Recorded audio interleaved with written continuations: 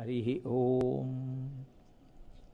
శివో మహేశ్వర శంభు పినాకీ శశిశేఖర వామదేవో విరూపాక్ష కపర్దీ నీలలోహిత శంకర శూలపాణిశ్చ ఖట్వాంగి విష్ణువల్లభ. విష్ణువల్లభ అని పరమేశ్వరుడికి ఒక నామం. వల్లభుడు అంటే మిత్రుడు, స్నేహితుడు, ప్రియమైనవాడు అని ఒక అర్థం. వల్లభుడు అంటే ఆయన చేత ఉపాసింపబడినవాడు, అంటే విష్ణువు చేత ఉపాసింపబడినవాడు అని ఒక అర్థం. శ్రీ మహావిష్ణువు నిరంతరము పరమేశ్వరుణ్ణి ఉపాసన చేస్తూ ఉంటారు. అందుకని శివుడు శ్రీ మహావిష్ణువుకి వల్లభుడు కాదు. శివకేశవులిద్దరూ అత్యంత ప్రియమైనటువంటి మిత్రులు. అసలు నిజంగా మాట్లాడితే శివకేశవులు కలిపి ఒకటే తత్వం. కాబట్టి విష్ణువల్లభ. కానీ ఇది చెప్పినంత తేలికగా మాత్రం ఉండదు, చాలా చమత్కారంగా ఉంటుంది ఆ తత్వం అంతా కూడా. ఇది బాగా ఎక్కడ ప్రకాశిస్తుందంటే, మీకు దృష్టాంతములను పరిశీలనం చేస్తే శ్రీ మహావిష్ణువు పరమశివుణ్ణి ఎప్పుడూ ఎలా ఉపాసన చేస్తూ ఉంటారు అన్న విషయం మీకు ద్యోతకమవుతుంది. మహాభారతం పంచమవేదం. పంచమవేదమైనటువంటి మహాభారతంలో అనేకమైనటువంటి పర్వాలు, 18 పర్వాలు కదా. 18 పర్వాలలో అనేకమైనటువంటి స్థితులలో, అనేకమైన ప్రదేశాల్లో, అనేకమైనటువంటి సందర్భాల్లో శ్రీ మహావిష్ణువు పరమశివుణ్ణి ఉపాసన చేసినటువంటి దృష్టాంతములను వ్యాసమహర్షి మనకి చూపిస్తారు. అత్యంత కీలకమైనటువంటి ఘట్టములై ఇంకా మహాభారత కథనంతటినీ కూడా మలుపు తిప్పేసేటటువంటి ఘట్టాలు ఎక్కడుంటాయో, అసలు మహాభారతంలో ఇంకా పాండవుల యొక్క ఉనికియే ప్రశ్నార్థకమైపోయి, అసలు ఇంకా పాండవులు ఉండడం అన్నది సంభవిస్తుందా, ఇంకా వాళ్ళ విజయం అన్న మాట పక్కన పెట్టండి. అంత తీవ్రమైనటువంటి పరిస్థితి ఉత్పన్నమైనప్పుడు వెంటనే విష్ణుమూర్తి చేసేటటువంటి పనేమి అంటే, ఆయన కృష్ణ భగవానుడిగా శివోపాసన ఆయన చేయిస్తుంటారు. చేయించి ఆ ప్రమాదం నుంచి బయటికి వస్తూ ఉంటారు. శివోపాసన ఎంత గొప్పదో చూపిస్తూ ఉంటారు ఆయన. నేను మీకు ఒక ఉదాహరణ చూపించాలి అంటే, మహాభారతంలో ద్రోణపర్వంలో చాలా భయంకరమైన ప్రమాదకరమైనటువంటి మలుపు ఒకటి తిరిగింది. ఎందువలన తిరిగింది అంటే, సైంధవుడు అభిమన్యుణ్ణి చంపడంలో ప్రధాన పాత్ర పోషించాడు. అర్జునుడు ఇతరమైనటువంటి శత్రువులతో పోరాటం చేయడానికి ఆయన వేరొక ప్రదేశానికి వెళ్ళాడు. సశక్తులు అన్న వారితో యుద్ధం చేయడానికి పక్కకి వెళ్ళాడు. అదే అదును చూసుకుని మహానుభావుడు ద్రోణాచార్యుల వారు పద్మవ్యూహ రచన చేశారు. ఆ పద్మవ్యూహాన్ని భేదించడం కానీ, లోపలికి వెళ్ళడం కానీ ధర్మరాజుకి, భీముడికి, నకులుడికి, సహదేవుడికి తెలియదు. ఒక్క అభిమన్యుడికి మాత్రమే తెలుసు. కాబట్టి ధర్మరాజు అన్నాడు, నువ్వు పద్మవ్యూహంలో ప్రవేశించు అన్నాడు. ఇప్పుడు దీన్ని అదునుగా తీసుకుని ఆ పద్మవ్యూహంలోకి అభిమన్యుణ్ణి వెళ్ళనిచ్చి, మిగిలిన పాండవులు నలుగురు, అర్జునుడు ఎలాగో దూరంగా ఉన్నాడు, మిగిలిన నలుగురు పాండవులు వెళ్లకుండా నిరోధించాడు సైంధవుడు. అందుకే సైంధవుళ్ళ అడ్డుపడ్డావురా అంటారు. అది ఒకనాటి కక్ష కాదు, చాలా ఆశ్చర్యకరమైనటువంటి స్థితి. ఎందుకో తెలుసా అండి? పరమశివానుగ్రహం అంటే ఎంత దూరాన్ని లెక్క కట్టి ఉంటుందో, ఆయన ఎంత మహానుభావుడో అసలు నోటితో వర్ణించడానికి కూడా సాధ్యం కాదు. ఎందుచేత ఈ మాట అంటున్నానంటే, సైంధవుడి అసలు పేరు జయద్రథుడు. ఆయన వృద్ధక్షత్రుని యొక్క కుమారుడు. ఆయన మహాతపస్వి వృద్ధక్షత్రుడు. ఆ తపస్సు చేస్తే పుట్టాడు ఈ కొడుకు. పుట్టినప్పుడు ఈ పిల్లవాడు ఆడుకుంటున్నాడు బయట. ఆడుకుంటుంటే అశరీరవాణి పలికింది ఒక రోజున.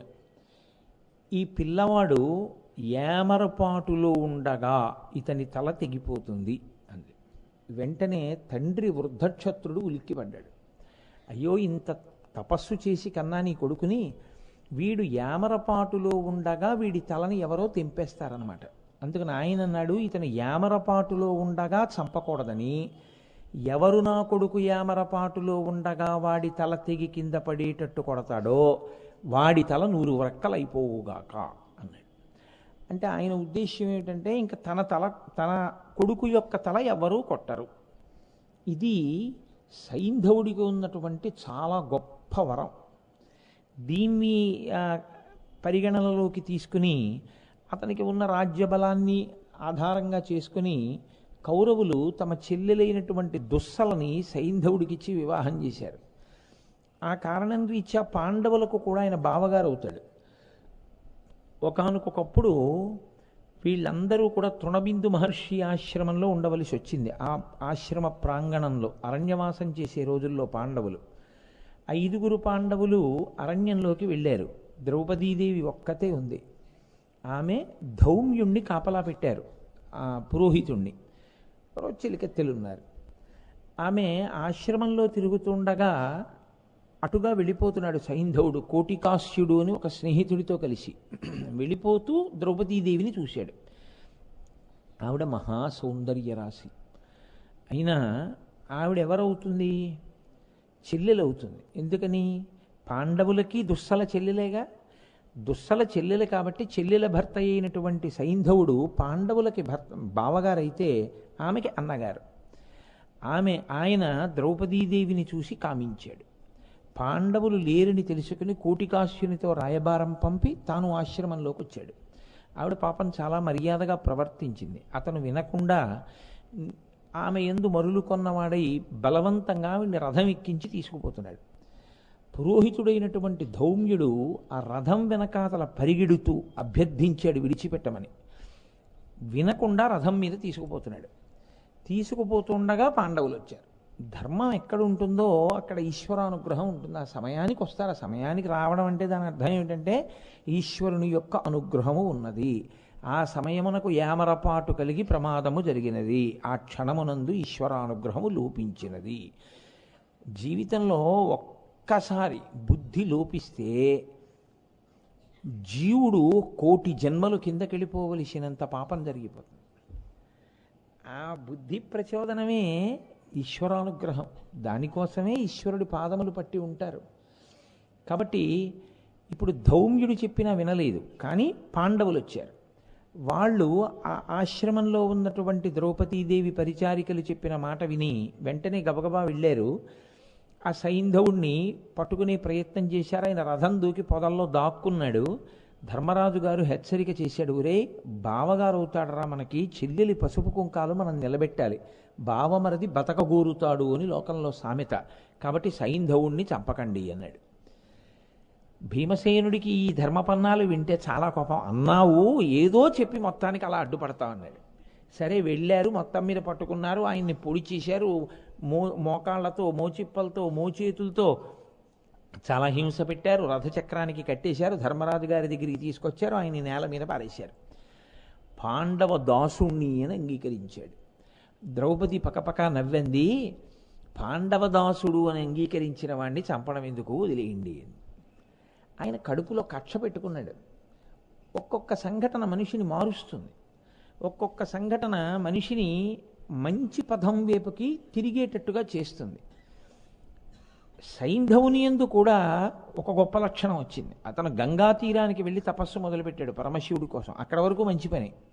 కానీ ఆ తపస్సు చేసి శంకరుడు ప్రత్యక్షమైతే అతను కోరుకున్న కోరిక ఆశ్చర్యకరం. అతనన్నాడు, 5 పాండవుల్ని, వాళ్ళ సేనావాహిని ఓడించగలిగినటువంటి సమర్థత నాకు కృప చేయమన్నాడు. పరమేశ్వరుడు అన్నాడు, నీ తరం కాదు. ఎందుచేత అంటే ఈశ్వరుడు ఎప్పుడూ ధర్మాన్ని కాపాడుతుంటాడు. కానీ ఇంత తపస్సు చేసి నువ్వు కోరిక కోరవు, నేను అనుగ్రహించకుండా ఉండకూడదు. కాబట్టి పాండవులలో అర్జునుణ్ణి ఓడించలేవు.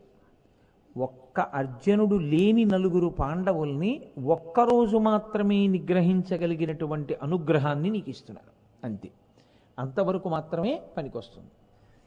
ఆ సైంధవుడు కక్ష పట్టి ఉన్నాడు ఎప్పటి నుంచో. ఆయన అడ్డుపడ్డాడు. అర్జునుడు లేడుగా. ఇప్పుడు ధర్మరాజుని, భీముణ్ణి, నకులుణ్ణి, సహదేవుణ్ణి అభిమన్యుడికి సహాయంగా వెళ్లకుండా చేశారు. కర్ణాదులు అధర్మయుద్ధం చేసి ఆయన రథం పడగొట్టారు. అభిమన్యుడు భూమి మీద నిలబడి దుశ్శాసనుడి కుమారుడితో కలిసి ఖడ్గంతో యుద్ధం చేస్తూ ఒకే మారు మరణించారు. దుశ్శాసనుడి కుమారుడు అభిమన్యుడు. ఈ వార్త వేరొక చోట యుద్ధం చేస్తున్న అర్జునుడు రాత్రి శిబిరానికి తిరిగి వచ్చినప్పుడు తెలిసింది. ఇంత అర్జునుడు ఇన్ని లక్షల మందిని తెగటార్చగలిగిన వాడు అభిమన్యుడు మరణించాడన్న వార్త వినగానే కీళ్లు జారిపోయి ఎక్కడివాడక్కడే కుప్పకూలిపోయాడు. ధర్మరాజు కృష్ణ భగవానుడు కలిపి పైకెత్తారు అర్జునుడిని ద్రోణపర్వంలో. ఎత్తి కూర్చోపెడితే ఆయనకి కోపం వచ్చింది. ఆయన అన్నాడు, కానీ అది భక్తి అన్న మాటకు అర్థం. మనం చటుక్కున మాట అంటాం, ఈశ్వరుడు వచ్చి చెప్పినా నేను విన్నంటాడు. ఈశ్వరుడు వచ్చి చెప్పినా నేను విన్నన్న వాడికి ఇంకా భక్తి ఏమిటి? అంత కోపంలో అర్జునుడు ఏమన్నాడో తెలుసా అండి? ధర్మరాజు గారి కాళ్ళు పట్టుకుంటే, నా దగ్గరికి వచ్చి శరణాగతి చేస్తే, కృష్ణుణ్ణి వెళ్ళి ఆశ్రయిస్తే ఏమో కానీ, లేకపోతే మాత్రం రేపటి రోజు సూర్యాస్తమయం లోపల నేను సైంధవుణ్ణి సంహరిస్తాను. సైంధవుడి తల అలా నేను తెంచలేకపోతే నేను నా గాంధీవంతో కలిసి అగ్నిహోత్రంలో దూకేస్తానన్నాడు. ఎందుకని? అగ్నిహోత్రంలోంచి వచ్చింది గాంధీవం. అర్జునుడికి గాంధీవం అంటే అంత ప్రీతి. అతను ఉన్న గాంధీవంతోటే, వెళ్ళిపోయిన గాంధీవంతోటే. కాబట్టి నేను గాంధీవ సహితుడనై అగ్నిహోత్రంలో దూకేస్తానన్నాడు. అప్పటికి ధర్మరాజు, భీముడు వీళ్ళందరూ చాలా సంతోషించారు. సైంధవుణ్ణి అర్జునుడు పడగొట్టడం పెద్ద విశేషం ఏమిటి? విజయఘోష చేశారు, శంఖాలు మోగించారు. ఆయన వెంటనే కృష్ణ పరమాత్మ కూడా పాంచజన్యాన్ని పూరించారు, అర్జునుడు దేవతత్వాన్ని పూరించాడు. చాలా సంతోషపడిపోయారు. అభిమన్యుడు చనిపోతే అక్కడ పాండవ శిబిరంలో శంఖాలు ఎందుకు మోగాయి రాత్రి? గూఢచారులందరూ వింటుంటారు కదండి, గూఢచారులకి ఇదే పని యుద్ధవార్తల్లో. కాబట్టి వాళ్ళు ముందు వెళ్ళి సైంధవుడికి చెప్పారు, ఒరే అర్జునుడు ప్రతిజ్ఞ చేశాడు, రేపు సూర్యాస్తమయం లోపల నీ తల తెగి పడిపోతుంది. ఆ తర్వాత వార్త దుర్యోధనాదులకు వెళ్ళింది. దుర్యోధనుడు సంతోషంగా ఉన్నాడు. ఆయనకి సైంధవుడు పోతే ఆయన సంతోషంగా ఉన్నాడు. ఈ సైంధవుడు ఏడుస్తూ దుర్యోధనుడి దగ్గరికి వెళ్ళాడు. వెళ్ళి ఆయన అన్నాడు, మీరు చదవాలి భారతం, అన్నీ వివరంగా చెప్పడం సాధ్యమయ్యే విషయాలు కాదుగా. నేను ఒక్కడినేనా పాండవులకు ద్రోహం చేసిన వాడిని? నేను ఒక్కడినేనా వాళ్ళ జోలికి వెళ్ళిన వాడిని? మీ అందరూ వెళ్ళారు, మిమ్మల్ని వదిలి నన్ను చంపుతానని అర్జునుడు ప్రతిజ్ఞ చేయడం ఏమిటి? మీ అందరూ నవ్వుతూ హాయిగా కూర్చున్నారు, మీకేం పట్టట్లేదు నా గురించి, అందుకని నేను ఈ దేశం విడిచిపోతున్నాను ఇవాళ రాత్రి అన్నాడు. అంటే దుర్యోధనుడు పిలిచి అన్నాడు, నువ్వు ఇత పూర్వం కురువీరులను పొగిడావు కదా, ఇవాళ ఎందుకు భయపడి వెళ్ళిపోతావు? ద్రోణుడున్నాడు, భీష్ముడున్నాడు, వీళ్ళందరూ ఉన్నారు, నువ్వు బెంగ పెట్టుకోకు, నువ్వు రక్షింపబడతావు. ప్రత్యేకించి ద్రోణాచార్యుల వారు ఉన్నారు కదా, నీకెందుకు భయం, కాబట్టి ఉండు అంటే అంగీకరించాడు సైంధవుడు. అంగీకరించి ఉన్నాడు. దుర్యోధనుడి యొక్క పన్నాగం ఏమిటో తెలుసా అండి? మరునాడు సూర్యాస్తమయం లోపల కానీ అర్జునుడికి సైంధవుడు దొరకకపోతే ఏం చెయ్యాలి? అర్జునుడు గాంధీవంతో సహా అగ్నిహోత్రంలో దూకేయాలి. గాంధీవంతో సహా అర్జునుడు అగ్నిహోత్రంలో దూకేశాడు అనుకోండి, ఇంకా యుద్ధం నల్లేరు మీద నడక, ఇంకా పెద్ద గొడవే ఉంది గెలవడానికి, గెలిచేసేయచ్చు కదా. కాబట్టి మంచి మనకి కావలసిన రీతిలో ప్రతిజ్ఞ చేశాడు ఆవేశంలో. కాబట్టి ఇప్పుడు సైంధవుణ్ణి దొరకకుండా చేస్తే చాలు. అప్పటికి ద్రోణాచార్యుల వారే ఉన్నారు సైన్యానికి ఆధిపత్యంలో. కాబట్టి ద్రోణాచార్యుల వారికి ఈ బాధ్యత అప్పచెప్పాడు. ద్రోణుడు అన్నాడు, నువ్వు నా ఛత్రఛాయలలో ఉండగా, నిన్ను నేను రక్షిస్తుండగా అర్జునుడు నిన్ను కబళించలేడు. కాబట్టి రేపటి రోజున నేను శకట వ్యూహం పన్నుతాను. అసలు ఆ శకట వ్యూహంలో ఉన్నటువంటి వీరుల్ని ఛేదించుకుంటూ సూర్యోదయం నుంచి ప్రారంభం చేసిన నీ దగ్గరికి చేరుకోవాలి అంటే సాయంకాలం కాదు కదా, సూర్యాస్తమయమైనా రాలేడు. అంతమందిని దాటాలి అర్జునుడు. ఏ సామాన్యమైన వీరులు కారు. కాబట్టి భయపడకు, రేపటువంటి వ్యూహం పన్నుతాను, రేపు సూర్యాస్తమయానికి అర్జునుడు నిన్ను చంపలేడు. ఎవరి మాట ఇచ్చింది? సాక్షాత్ అర్జునుడి గురువు ద్రోణాచార్యుల వారు. చాలా చమత్కారం నడిచింది లేండి. తర్వాత అసలు అర్జునుడి సమర్థత ఏమిటి అని అడిగాడు. నేను అందరికీ పాఠం చెప్పాను, అందరూ పాఠం మాత్రమే విన్నారు, అర్జునుడు పరిశ్రమ చేశాడు, పరిశ్రమ చేసి అంతవాడయ్యాడు అని చెప్పాడు. సరే, మరునాటి యుద్ధం ప్రారంభం అవ్వాలి. అర్జునుడు హాయిగా ఉన్నాడు, కృష్ణుడికి నిద్ర పట్టలేదు. ఆయన వెళ్ళి అన్నాడు, బావా తొందరపడి ప్రతిజ్ఞ చేశావే, చేసే ముందు నన్ను ఒక్క మాట ఎందుకు అడగలేదు అన్నాడు. ఏమి ఎందుకు అడగాలి అని అడిగాడు అర్జునుడు.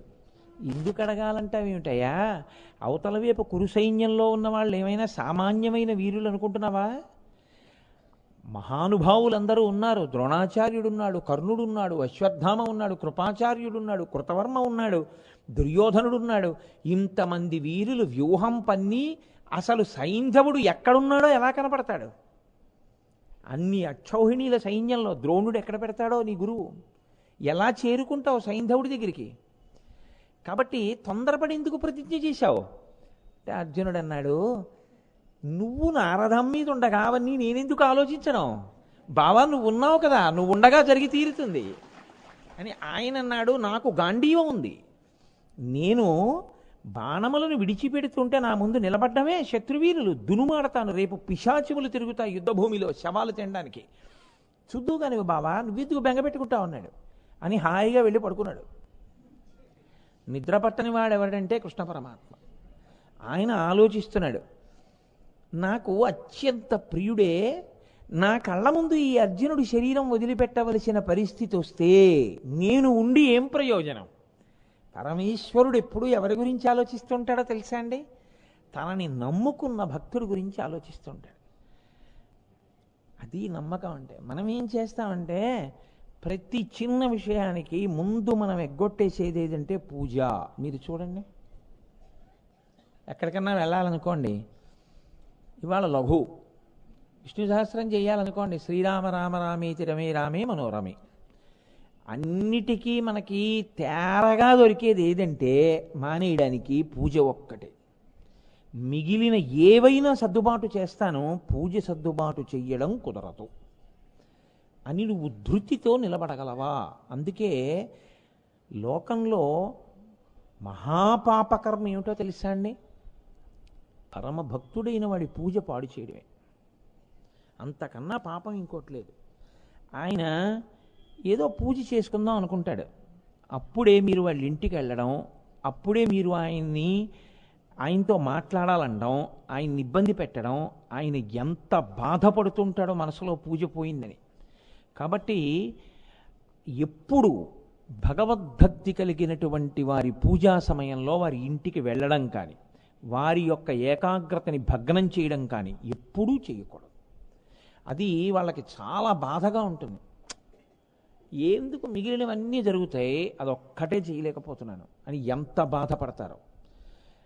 అలా నిజంగా చిత్తశుద్ధితో ఈశ్వరుణ్ణి పట్టుకున్న వాడి కోసం ఈశ్వరుడు వెంపర్లాడతాడు. ఆయన అర్జునుడు నిద్రపోతుంటే స్వప్నంలో కృష్ణుడు వెళ్ళాడు. మీరు అది చమత్కారం. లేచి ఉంటే వింటలేదు. నిద్రపోతున్న అర్జునుడి యొక్క దర్భశయనం మీదకి కృష్ణ పరమాత్మ వెళ్ళారు. వెళ్ళి కూర్చున్నారు.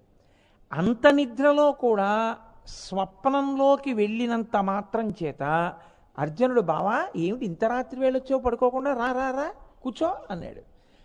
ఆయన అన్నాడు, లేదులే అర్జున, నువ్వు ఏమిటో చంపేస్తాను సైంధవుణ్ణి అంటున్నావు, కానీ మీ గురువుగారి ప్రజ్ఞ ఆలోచించట్లేదు ఎక్కడ దాస్తాడో సైంధవుణ్ణి రేపు. కాబట్టి నీ చెప్పినట్టు చెయ్యిలే, కూర్చుని ఆచమనం చేసి మహాదేవుడైనటువంటి పరమశివుణ్ణి మనసులో తలుచుకో. ఇప్పుడు ఈ ఆపద నుంచి గట్టెక్కించగలిగిన వాడు ఆయన ఒక్కడే. కాబట్టి వెంటనే ఆచమనం చేసి అంతర్ముఖుడివి కా అన్నాడు. అనగానే కృష్ణార్జునులు ఇద్దరూ కూడా ఆ దర్భశయనం మీద కూర్చుని ఆచమనం చేసి అంతర్ముఖులయ్యారు. స్వప్నంలో అర్జునుడు చెయ్యి పట్టుకుని కృష్ణుడు పర్వతములన్నింటినీ దాటిస్తూ కైలాస పర్వతం మీదకి తీసుకెళ్ళాడు. మహానుభావుడైనటువంటి శంకరుడు పార్వతీదేవితో కలిసి కూర్చుని కొలువు తీరి ఉన్నాడు. కృష్ణుడు ఇదంతా స్వప్నంలో జరిగిందండి. స్వప్నావస్థలో తీసుకెళ్ళిపోయాడు, సమయం లేదని. వెళ్ళి కృష్ణార్జునులు సాగిలపడి నమస్కారం చేశారు శంకరుడికి. ఏమి మీరు నరనారాయణులు కదా, ఏమి కోరి మీరు ఇక్కడికి వచ్చారని అడిగాడు పరమాత్మ. అంటే కృష్ణుడు అన్నాడు, ఇతనికి మహానుభావ, వెంటనే సమంత్రకంగా పాశుపతాస్త్రాన్ని సంధించడం, మళ్ళీ ఉపసంహారం చేయడం ఇతనికి కృప చెయ్యి అర్జునుడికి. సరే, నేను మొన్నటి రోజున ఒక రోజున మీకు చెప్పాను, పక్కనే నీలలోహిత శంకరుడు ఉన్నాడు, అక్కడే పద్మవనంలో ఉంది, తెచ్చుకోమన్నాడు. పద్మవనం దగ్గరికి వెడితే అది పెద్ద పావుల్లా కనపడ్డాయి. మళ్ళీ ఇద్దరూ ఆ ఒడ్డున కూర్చుని మళ్ళీ పరమేశ్వరుణ్ణి ఉపాసన చేశారు. చేస్తే ధనస్సు కనపడింది. ఆ ధనస్సు బాణాలు పట్టుకొస్తే నీలలోహిత శంకరుడు పక్కనే బ్రహ్మచారి రూపంలో ఉన్నాడు. ఆయన తీసుకుని ఆ బాణాన్ని ఇలా ఓసారి సంధించినట్టుగా ఆ వింటి నారికి తొడిగి ఇచ్చేశాడు.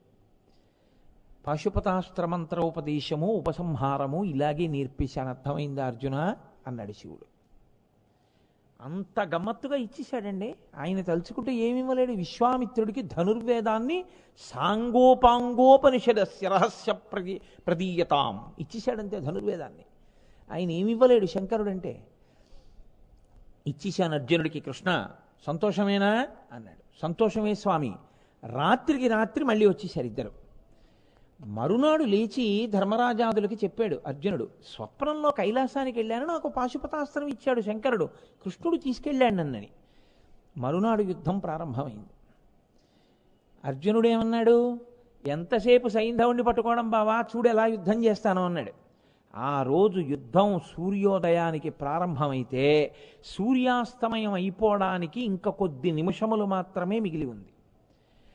ఆ శకట వ్యూహంలో ద్రోణుడు పన్నినటువంటి వ్యూహంలోకి ప్రవేశించి సైంధవుడి దగ్గరికి వెళ్ళనే లేదు అసలు అర్జునుడు. ఎక్కడో ఉన్నాడు ఇంకా సైంధవుడు, కర్ణుడితో యుద్ధం అవుతోంది. ఇంకా కొద్ది నిమిషాలు ఉందంతే సూర్యాస్తమయం అయిపోతుంది. వాళ్ళందరూ ఉత్కంఠతో ఉన్నారు. ఇంకా సూర్యాస్తమయం కాని అయిపోయిందా, అయిపోయిందంటే యుద్ధం, ఇంకా కురుక్షేత్రం లేదు. ఎందుకంటే అర్జునుడు గాంధీవంతో అగ్నిహోత్రంలోకి వెళ్ళిపోతాడు ప్రతిజ్ఞాపాలనానికి. వెళ్ళిపోయాడా ఇంకా నల్లేరు మీద నడక. ఇప్పుడు అర్జునుడు కాదు తనని తాను రక్షించుకోవలసిన వాడు, ఈ భారం కృష్ణ భగవానుడి మీద ఉంది. కాబట్టి ఆయన ఉత్తర క్షణం ఏం చేశాడంటే, ఒక్కసారి బాణప్రయోగం చేసి ఒక్కసారి తన మనసులో స్మరణ చేసి అకస్మాత్తుగా చీకట్లు సృష్టించాడు. సూర్యాస్తమయం అయిపోయిన తర్వాత ఎటువంటి చీకటి వస్తుందో అటువంటి చీకటిని తన స్మరణ మాత్రం చేత సూర్య భగవానుణ్ణి మబ్బుల్లోకి పంపించి సృష్టించాడు.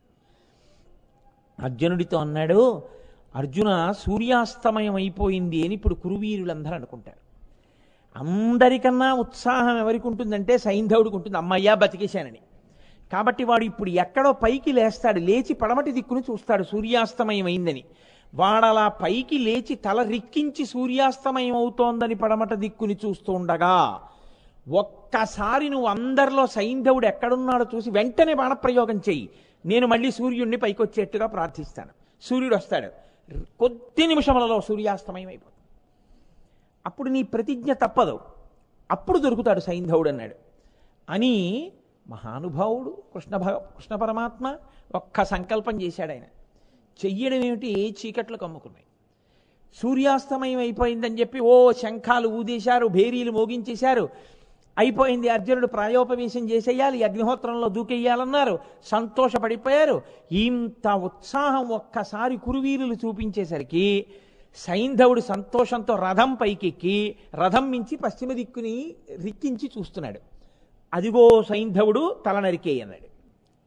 ఒక బాణప్రయోగం చేశాడు, వెంటనే అది పక్షి తల నరికినట్టుగా సైంధవుడి తల నరికి ఆకాశంలోకి తీసుకుపోయింది. వెంటనే కృష్ణ పరమాత్మ సంకల్పం చేశారు, కొద్ది నిమిషములు మళ్ళీ సూర్యుడు ప్రకాశించాడు. ఇంకా అవలేదు సూర్యాస్తమయం, మబ్బులేసేసి చీకటి కమ్మింది. అయ్యయ్యో ఇంకా సూర్యాస్తమయం అవ్వలేదు, సైంధవుడు చచ్చిపోయాడు. ఇన్ని శంఖాలు ఊదిన వాళ్ళు, ఇన్ని భేరీలు భోగించిన వాళ్ళు డీలా పడిపోయారు.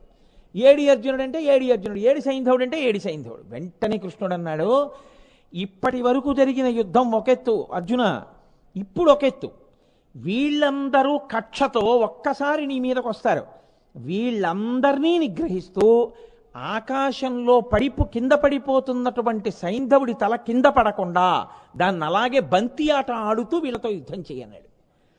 ఒక పక్క బాణప్రయోగం చేస్తూ దాన్ని ఆకాశంలో పైకి కిందకి ముందుకి వెనక్కి బాణాలతో కొట్టి ఆడుతూ, ఒక పక్క గాంధీవానికి ఏకకాలమనందు అనేక బాణములు సంధించి కురువీరులతో యుద్ధం చేస్తున్నాడు. బావా సైంధవుడి తల ఎందుకు కింద పడకూడదని అడిగాడు. అందుకే నిన్న రాత్రి నిన్ను కైలాసానికి తీసుకెళ్ళాను. నిన్ను రక్షించుకోవడానికి ఇప్పుడు ఉపాయం ఇంతకన్నా లేదు. ఇది పరమశివుడు ఇచ్చి ఉండి ఉండకపోతే నువ్వు ఉండవు. సూర్యాస్తమయమైన ఆపగలనేమో కానీ ఈ ఉపకారం శివుడే చెయ్యాలి నీకు. ఇప్పుడు నీకు రాత్రి పరమశివుడిచ్చినటువంటి పాశుపతాస్త్రాన్ని స్మరించు. అదొక్కటే చేయగలదా ఉపకారం. ఇప్పుడు ఎక్కడో శమంతక వనంలో కూర్చునున్నాడు ఆ సైంధవుని యొక్క తండ్రి వృద్ధక్షత్రుడు, జపం చేసుకుంటున్నాడు. ఆ పాశుపతాస్త్రానికి ఒక్కదానికే మార్గం కూడా తెలుసు. దాన్ని అభిమంత్రించి విడిచిపెడితే సైంధవుడి తలకాయ పట్టుకుని అది వెళ్ళి ఆయన ఒళ్ళో పడేటట్టు చేస్తుంది. ఎందుకంటే నువ్వు కొట్టిన బాణానికి కింద పడితే నీ తలకాయ నువ్వు అక్కలైపోతుంది. వాళ్ళ తండ్రికి వరం ఇచ్చాడు సైంధవుడికి, వాళ్ళ తండ్రి ఒళ్ళోనే పడేటట్టుగా పాశుపతాన్ని ప్రయోగించన్నాడు. అంటే అర్జునుడు వెంటనే పాశుపతాస్త్రాన్ని స్మరించి విడిచిపెట్టాడు. అది సైంధవుడి తలని ఉత్తర క్షణంలో పర్వతాలన్నింటినీ దాటించి తీసుకెళ్ళి వృద్ధక్షత్రుడి యొక్క ఒళ్ళో పడేటట్టుగా చేసింది. ఆశ్చర్యం ఏమిటో తెలుసా అండి, ద్రోణ పర్వంలో అప్పటి వరకు కూడా సైంధవుడి శరీరం ప్రాణంతోనే ఉండి అలాగే ఉంది పశ్చిమ దిక్కుకి తిరిగి. ఎందుకంటే ఆ తల కింద ఎవరు కింద పడేస్తారో వాళ్ళ తల 100 వక్కలు అయ్యేంత వరకు ఆ శరీరం అలా ఉంటుంది. ఆ పాశుపతాస్త్రం తీసుకెళ్ళి అతని తండ్రి ఒళ్ళోనే పడేట్టు చేసింది. అతను కళ్ళు మూసుకుని జపం చేసుకుంటున్నాడు. ఒళ్ళోకి వచ్చేదో పడింది. కళ్ళు విప్పి చూశాడు, సరిగా చూడలేదు. బాణాలతో కొట్టి కొట్టి ఉంది తలకాయ. ఏదో తలకాయని ఇలా అన్నాడు. అనగానే ఒళ్ళో ఉన్న తలకాయ కింద పడిపోయింది. ఎవరు కింద పడేశారో తలకాయని అతని తలకథ 100 వక్కలవుతాయన్నాడు. వెంటనే ఆ సైంధవుడి తండ్రి తల 100 వక్కలైపోయింది. అప్పుడు రథంలోంచి సైంధవుడి శరీరం కింద పడిపోయింది. పడిపోయిన తర్వాత కృష్ణుడు అన్నాడు, అమ్మయ్యా నువ్వు బతికావు బావా, రా సూర్యాస్తమయమైంది ఇంటికెడదాం అన్నాడు. ఇప్పుడు చెప్పండి నాకు, ఆనాడు కృష్ణుడి యొక్క కోరిక తీర్చడానికి, అర్జునుడిని రక్షించడానికి సైంధవుని యొక్క వృత్తాంతంలో అసలు కాపాడిన వాళ్ళు వరమిచ్చినప్పుడే ఒక్కరోజు మాత్రమే నిగ్రహించగలవని ఆపి పాండవులను కాపాడినటువంటి మహానుభావుడు పరమేశ్వరుడు కదా. కృష్ణుడి యొక్క అభిమతాన్ని ఎరిగి రేపు జరగబోయే దానికోసం కృష్ణుడు కైలాసానికి తీసుకొచ్చాడు పాశుపతాన్నిమ్మని. నేను ఇవ్వకపోతే సైంధవుడి తల తండ్రి ఒళ్ళో పడదు. తెలియదు అర్జునుడికి, సైంధవుడి తల కింద పడకూడదన్న విషయం తెలియదు. అడిగాడు రథం మీద నించుని, ఎందుకు కింద పడకూడదు బావా తలని అడిగాడు. అప్పుడు చెప్పాడు కృష్ణుడు, దాన్ని పట్టికెళ్ళి తండ్రి ఒళ్ళో పడేటట్టు కొట్టగలిగినటువంటి అస్త్రం పాశుపతం ఒకటే. కాబట్టి బావా, నిజంగా పరమేశ్వరుడి యొక్క అనుగ్రహమే లేకపోతే నేను ఇవాళ ఇలా బతికుండేవాణ్ణి కాను. ఎంత అనుగ్రహించాడయ్యా పరమేశ్వరుడు నన్నని ఆ రోజున కృష్ణార్జునులిద్దరూ పరమేశ్వరుడికి నమస్కారం చేశారు. విష్ణువల్లభ, శ్రీ మహావిష్ణువు కృష్ణ భగవానుడి రూపంలో పరమేశ్వరుణ్ణి అంత ఉపాసన చేసి చక్కగా అర్జునుణ్ణి రక్షించుకోగలిగాడు. అసలు మీకు పురాణ వాంగ్మయంలో కానీ తత్వంలో కానీ శివకేశవులిద్దరూ ఒకరికొకరు అపకారం చేసుకుందామని ఎప్పుడూ చూడరు, ఎప్పుడూ ఉపకారమే చేస్తుంటారు. మీకు నేను మహాభారతంలోంచి ఇంకొక ఉదాహరణ చూపిస్తాను. కర్ణపర్వంలో ఒక ఆశ్చర్యకరమైన సంఘటన జరిగింది. కర్ణుడు యుద్ధానికి వచ్చాడు, శల్యుడు సారథ్యం చేస్తున్నాడు. ఆకాశం అంతా నిండిపోయింది దేవతలతోటి. ఆ ఒక్కరోజు యుద్ధం చూడ్డానికే కర్ణుడికి అర్జునుడికి యుద్ధం జరుగుతున్నప్పుడు ఆ యుద్ధాన్ని చూడ్డానికి పరమశివుడు కూడా కైలాసం నుంచి కదిలొచ్చాడు. చతుర్ముఖ బ్రహ్మగారు వచ్చారు, దేవేంద్రుడు వచ్చాడు. అందరూ ఆకాశంలో కూర్చున్నారు. జరుగుతోంది యుద్ధం. ఇంద్రుడు అన్నాడు, బ్రహ్మగారు మీ నోటితో ఒక్క మాటనండి, నరనారాయణులు కదా కృష్ణార్జునులు గెలుస్తారనండి అన్నాడు. అంటే బ్రహ్మగారు అన్నారు, నరనారాయణులు కృష్ణార్జునులుగా ఉండి యుద్ధం చేస్తున్నారుగా, తొందరపడి మనం అనడం ఎందుకు, గెలుస్తారని చూద్దాం, గెలుస్తారేమో అన్నాడు. అంటే శంకరుడు అన్నాడు, గెలుస్తారు, గెలిచి తీరుతారు, ఇది నిశ్చయాత్మకము, నేను ఆశీర్వచనం చేస్తున్నాను, అర్జునుడు పడగొడతాడు కర్ణుడిని అన్నారు. పడిపోయాడు కర్ణుడు. అయితే కర్ణుడు ఉన్నంతసేపు మాటలు అనుకుంటున్నారా యుద్ధం గెలవడం? కర్ణుడి అస్త్రప్రయోగం అంటే ఎలా ఉంటుందో తెలుసా అండి? మహాభారతంలో దుర్యోధనుడు చనిపోయిన తర్వాత, యుద్ధం అయిపోయిన తర్వాత రథం మీద ఉన్నారు కృష్ణుడు అర్జునుడు. కృష్ణుడు అన్నాడు, బావా యుద్ధం అంతా అయిపోయింది, నువ్వు గాంధీవాన్ని బాణాల్ని అన్నింటినీ తీసుకుని కిందకి దిగిపో, నేను ఇలాగే రథం మీద ఉంటాను, రథంలో ఏమీ విడిచిపెట్టకు, అన్నీ తీసుకుని కిందకి దిగిపో, దిగిపోయిన తర్వాత నేను దిగుతాను, ఇవాళ నేను ముందు దిగను బావా అన్నాడు. ఏమలా అంటావు బావా అని అడగడు అర్జునుడు. తను దిగిపోయాడు, గాంధీవం తీసేశాడు, అక్షయబాణ తూణీరాలు తీసేశాడు, అందులో ఉన్న ఖడ్గాలు తీసేశాడు, అన్నీ తీసి కింద పెట్టేశాడు. కృష్ణ పరమాత్మ ఒక్కసారి ధ్వజం వంక చూశారు, నేను దిగిపోతున్నాను అని. అంతే, ధ్వజం మీద ఉన్నటువంటి హనుమ భూతగణములతో లేచిపోయారు. లేచిపోగానే కృష్ణుడు భూమి మీదకి ఇలా కిందకి దిగాడు రథంలోంచి, భగ్గున కాలిపోయింది రథం. ఆశ్చర్యపోయి అర్జునుడు అన్నాడు, బావా అదేమిటి రథం అలా భగ్గున కాలిపోయింది? అయ్య బాబోయ్, ఒక్క 5 నిమిషాల క్రితం కాలిపోయి ఉంటే. బావా ఇప్పటి వరకు కాలని రథం ఇవాళ నువ్వు ముందు దిగిపో, అన్నీ తీసేయని నేను ఏవి విడిచిపెట్టి ఉండలేనో అవన్నీ తీయించేసిన తర్వాత గాంధీవం నువ్వు కూడా దిగిపోయాక ఎందుకు కాలిపోయింది బావా అని అడిగాడు. అడిగితే కృష్ణ పరమాత్మ అన్నారు, అర్జున మీరు అరణ్యవాసం చేసినప్పుడు ఒకసారి నేను అక్కడికి వచ్చాను, వస్తే మీ అన్న ధర్మరాజు నాకు పంచెల చాపు పెట్టాడు, నేను పుచ్చుకున్నాను ఆ పంచెల చాపు.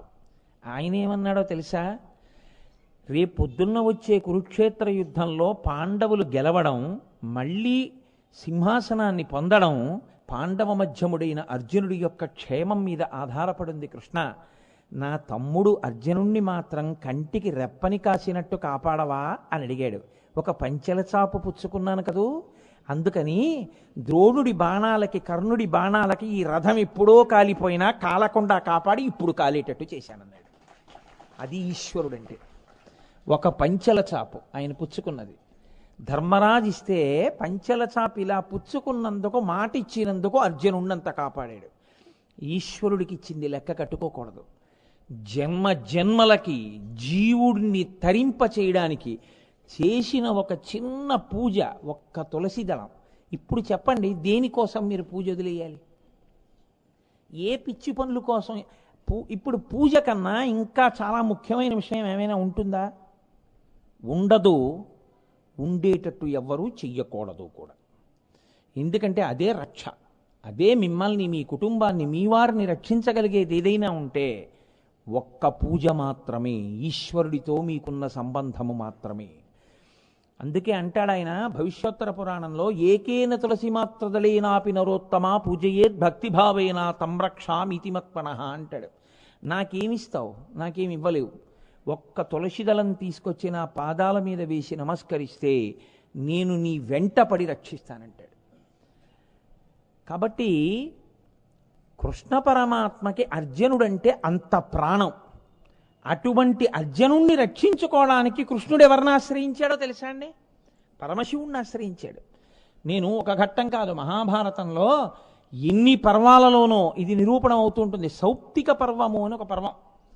ఆ పర్వంలో ఒక ఆశ్చర్యకరమైనటువంటి ఘట్టం నడిచింది. నిజంగా మీరు సౌప్తిక పర్వాన్ని ఒక్కరే ఒక గదిలో కూర్చుని చదివితే మీకు ఒళ్ళు రోమాంచితం అవుతుంది అందులో చదివేటటువంటి పద్యాలకి. అంత గొప్ప మహాభారతం మహానుభావుడిది. వ్యాస భగవానుడు కృప చేసింది, కవిత్రయం అనువాదం చేసింది. యుద్ధం అంతా అయిపోయింది. దుర్యోధనుడికి తొడలు విరిగి పడిపోయి ఉన్నాడు. అశ్వత్థామ, కృతవర్మ, కృపాచార్యుడు ముగ్గురే ఉన్నారు. ఈ ముగ్గురు దుర్యోధనుడి చూడ్డానికి వెళ్ళారు. తొడలు విరిగి పడిపోయినటువంటి దుర్యోధనుడు ఏడుస్తూ బాధగా వాళ్ళ మనసులు చెలించిపోయేటట్టుగా మాట్లాడుతూ అన్నాడు. అప్పటికే అశ్వత్థామకి కడుపులో ఒక బాధ ఉంది. ఎందుకని అంటే అశ్వత్థామ హతః కుంజరః అనగానే ద్రోణుడు ప్రాణం విడిచిపెట్టాడు. విడిచిపెట్టిన కారణజన్ముడు ఆ వరంతో పుట్టినవాడు కాబట్టి దృష్టజుమ్నుడు వద్దు వద్దంటున్న వినకుండా అర్జునుడు చూస్తుండగా ద్రోణుడి రథం మీదకి దూకి ద్రోణుడి యొక్క శిరస్సు జుట్టు పట్టుకుని శిఖముడి ఆయన కంఠాన్ని కత్తితో కోసేశాడు. కోసినప్పుడు అశ్వత్థామ చూశాడు. అది అతని కడుపులో ఉండిపోయింది ఆ బాధ. అతను కూడా మహా తేజస్సంపన్నుడు, సామాన్యుడేం కాడు అశ్వత్థామ, కానీ బుద్ధి వక్రించిపోయింది ఆయనకి. అసలే ఆ బాధతో ఉన్నాడు. దుర్యోధనుడు అన్నాడు, అధర్మంగా నా తొడలు విరిచేశాడు భీముడు. విరిచేసిందే కాకుండా నేను నేల మీద పడిపోతే నా కిరీటాన్ని నా తలని తన కాలితో తన్నాడయా నిన్న రాత్రి, ఇలా నేల మీద పడిపోయి ఉండిపోయాను అన్నాడు. అశ్వత్థామ విలవిలా ఏడ్చేశాడు. అంటే అదేం ఉత్తినే రాలేదు, ఆ శాపాలన్నీ దుర్యోధనుడికి. మహానుభావుడైనటువంటి మైత్రేయ మహర్షి మొదలైన వాళ్ళు వచ్చి బుద్ధి చెప్పి తప్పురా అని చెప్తే వినకపోగా తొడలు ఇలా అనుకుంటూ కూర్చున్నాడు. మాటలు పెద్దలు చెప్తున్నప్పుడు కృతనిశ్చయంతో వినయంతో వినడం మాని నీ ఇష్టం వచ్చినట్టు ప్రవర్తించి తొడ మీద చెయ్యేసి ఇలా అన్నావు కాబట్టి నీ తొడలు విరిగిపోవుగాక యుద్ధంలోని శపించాడు. తొడలు విరిగిపోయాయి.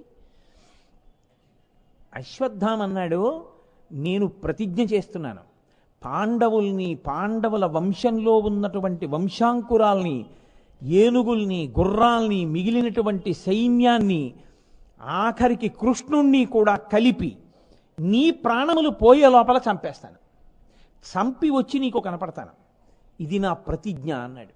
అంటే ఈశ్వరుడు యొక్క అనుగ్రహం ఉన్న వాళ్ళ ప్రతిజ్ఞ ఒకలా ఉంటుంది, ఈశ్వరానుగ్రహం లేని వాళ్ళ ప్రతిజ్ఞలు ఒకలా అయిపోతాయి. ప్రతిజ్ఞ చేయడం గొప్ప కాదు, నీ వెనక ఈశ్వరుడు ఉన్నాడా, నీ వెనక ఈశ్వరుడు ఉంటే అసాధ్యములు సుసాధ్యములవుతాయి, సుసాధ్యములు అసాధ్యములవుతాయి నీ వెనక ఈశ్వరుడు లేకపోతే. పురుషకారమునకు ఈశ్వరుని యొక్క తోడు అంత అవసరం. కాబట్టి ఇప్పుడు అశ్వత్థామ ఇంత ప్రతిజ్ఞ చేసేశాడు.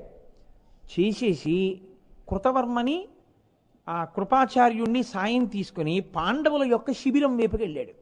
వాళ్ళు మంచి జయ జయధ్వానాలు చేస్తున్నారు, శంఖాలు పూరించుకుంటున్నారు, మంచి సంతోషంగా ఉన్నారు. శత్రువన్నవాడు ఎవడు లేడుగా, మిగిలిన వాళ్ళందరూ చెట్టుకొకడు పుట్టకొకడు పారిపోయారు. భయం లేకుండా అదిగో దృష్టజ్యుమ్నుడు అందులో ఉన్నాడు, వీడు ఇందులో ఉన్నాడని శిబిరాల గురించి మాట్లాడుకుంటున్నారు. వాళ్ళ యొక్క అలజడి చూసి, ఉత్సాహం చూసి, వాళ్ళ ఉద్రేకం చూసి వెళ్ళడానికి భయం వేసి దూరంగా వెళ్ళిపోయారు. దూరంగా వెళ్ళిపోయి ఒక మర్రి చెట్టు దగ్గర ఉన్నటువంటి సరోవరం దగ్గరికి వెళ్ళారు. అంత మనసు పాడైపోయి ఉన్నప్పుడు కూడా ముగ్గురు సంధ్యావందనం చేశారు. రామాయణం చెప్పినా భారతం చెప్పినా అదే చెప్తుంది, అది మాత్రం విడిచిపెట్టకూడదు. ముగ్గురు సంధ్యావందనం చేసి చెట్టు కింద పడుకున్నారు. కృపాచార్యుడు కృతవర్మ నిద్రపోయారు. ఎందుకంటే ఎవరి మనసు ప్రశాంతంగా ఉంటుందో వాళ్ళు నిద్రపోతారు. అశ్వత్థామకి నిద్రపట్టలేదు. ఇంత ప్రతిజ్ఞ చేశాను, తొడలు విరిగి పడిపోయి ఉన్నాడు, నా తండ్రి కంఠం కోసేశాడు దృష్టజ్యుమ్నుడు, హాయిగా పడుకున్నాడు శిబిరంలో. అంతటి మహానుభావుడు, ఇంత విలువిద్య నేర్పినవాడు, నా తండ్రి అంత ఘోరంగా చచ్చిపోయాడు, ఇంత ప్రతిజ్ఞ చేశాను, ఎలా చంపడం పాండవుల్ని ఆలోచిస్తుంటే ఆ మర్రి చెట్టు మీద ఉన్న గోళ్లల్లో కాకులన్నీ నిద్రపోతున్నాయి. ఎక్కడి నుంచో వచ్చింది ఒక గుడ్లగూబ, అది రాత్రే తిరుగుతుంది.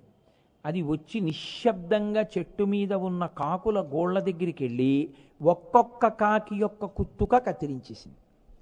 కాకులన్నీ చచ్చిపోయాయి. కొన్ని కాకులు తినేసింది, కొన్ని కాకుల పొట్టలు చీల్చేసింది. అంతా నెత్తుటి మడుగైపోయింది, పైనుంచి నెత్తుటి బిందువులు పడుతున్నాయి. వెంటనే అశ్వత్థామ అనుకున్నాడు, చెట్టు కింద పడుకున్నవాడు, నాకు ఈశ్వరుడు మార్గం చూపించాడు, ధర్మాధర్మ వివక్ష లేదు, నిద్రపోతున్న వాళ్ళని చంపేస్తాను అని గబగబా కృతవర్మని కృపాచార్యుల వారిని లేపాడు. నిద్రపోతున్న వాళ్ళని చంపేస్తాను, లేచుంటే చంపలేం, వాళ్ళ ముందు సాధ్యం కాదు నిలబడ్డాం వాళ్ళ యొక్క పరాక్రమం ముందు, కాబట్టి రండి చంపేద్దాం అన్నాడు. అంటే కృపాచార్యుల వారు చాలా బోధ చేశారు, తప్పలా చేయకూడదని. ధృతరాష్ట్రుడిని అడుగుదాం, ఆయన ఏం చెప్తే చేద్దాం. ఆయన వినలేదు, చంపేవెలిసిందే అన్నాడు. పాండవుల శిబిరం దగ్గరికి వెళ్ళారు. అక్కడ ఒక పెద్ద చెట్టు ఉంది. ఆ చెట్టు మీద అకస్మాత్తుగా వాళ్ళకు ఒక రూపం దర్శనమైంది. అదే భూతనాథుడు అంటారు. అయ్యప్ప స్వామి వారికి పరమేశ్వరుడిచ్చిన అనుగ్రహం అదే. అందుకే అయ్యప్ప స్వామి గుళ్ళోకి రోజు వెళ్ళి నమస్కారం చేసే వాళ్ళని భూతములు ఆవహించవు. కాబట్టి ఇప్పుడు ఆ భూతనాథుడు దర్శనమయ్యాడు.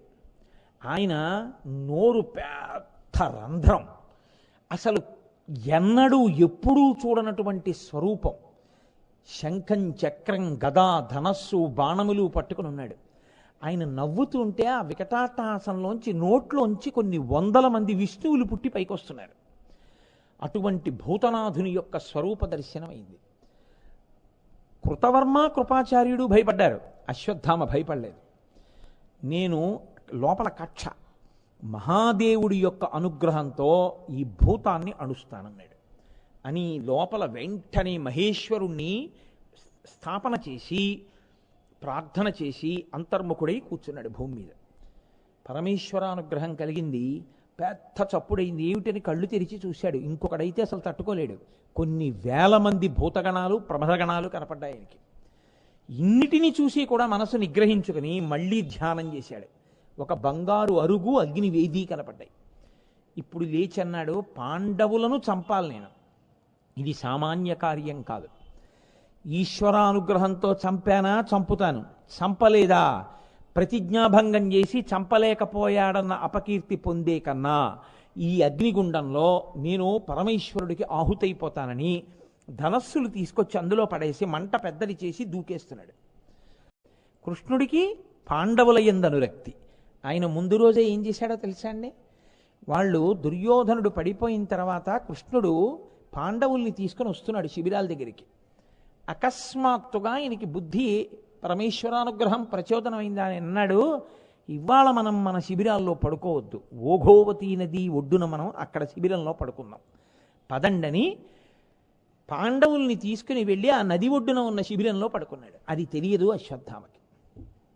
అందుకని మహాదేవుడు అన్నాడు భూతనాథ రూపంలో, నేను కృష్ణుడికి సమ్మానం చేస్తున్నాను, నువ్వు వస్తావని తెలుసు, అందుకే ఇప్పటికే దాచేశాను వాళ్ళని. నీ మోహం. మిగిలిన వాళ్ళు ఒక కారణానికి చనిపోవాలి, ఎప్పుడైనా భారతం విన్నప్పుడు విందురు కానీ. కాబట్టి అందుకు ఇదిగో దివ్య ఖడ్గం ఇస్తున్నాను, వాళ్ళని చంపు. అతని ఆవేశం తీరింది. ఆ భూతనాథానుగ్రహం ఆ ఆవేశం విడిచిపెట్టింది. అంతే, భయపడిపోయాడు. భయపడిపోయి పాండవులకి తెలిస్తే ఏమవుతుందోనని అక్కడి నుంచి పారిపోయాడు. సరే, ఆ తర్వాత కథ చాలా నడిచింది అనుకోండి.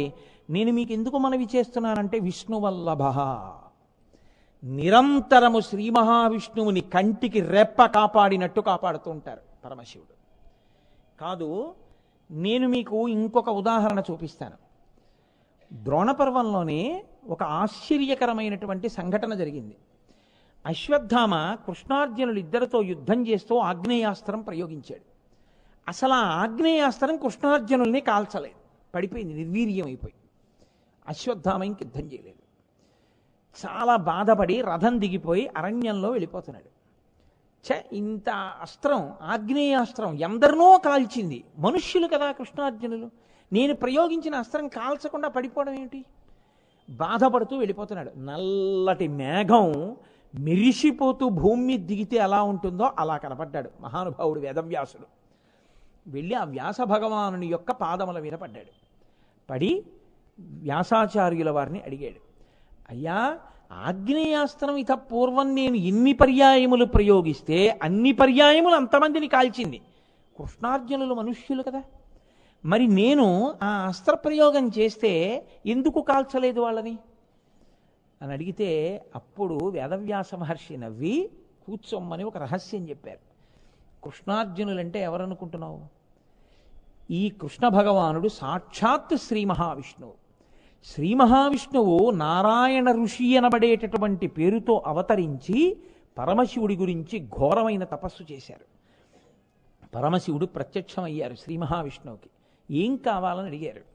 నాకు ఈ లోకాన్నంతటినీ రక్షించడానికి కావలసినటువంటి శక్తిని కృప చెయ్యమని అడిగారు. ఆ రోజున పరమశివుడు ఎంత కృప చేశాడో తెలుసా విష్ణువుని?